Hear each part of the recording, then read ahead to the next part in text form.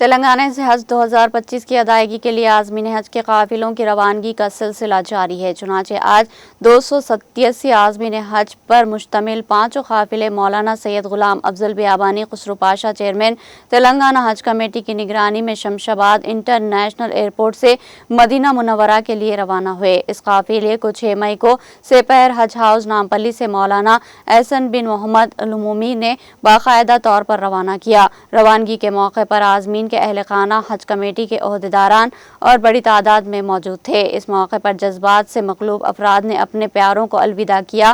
اس موقع پر تلنگانہ اسٹیٹ حج کمیٹی کے ممبران Mohammed Mujeeb Uddin, Mohammed Laiq, Mufti Ilyas Ahmed, Hamid Qasmi, executive officer Telangana state حج committee Sajjad Ali, assistant executive officer حج committee Irfan Sharif, assistant director اقلیتی بہبود محمد عبدالسمیع اور دیگر عہدیداران بھی موجود تھے۔ واضح ہے کہ 5 قافلے کی روانگی کے بعد تلنگانہ سے جملہ 1379 عازمین مدینہ پہنچ چکے ہیں۔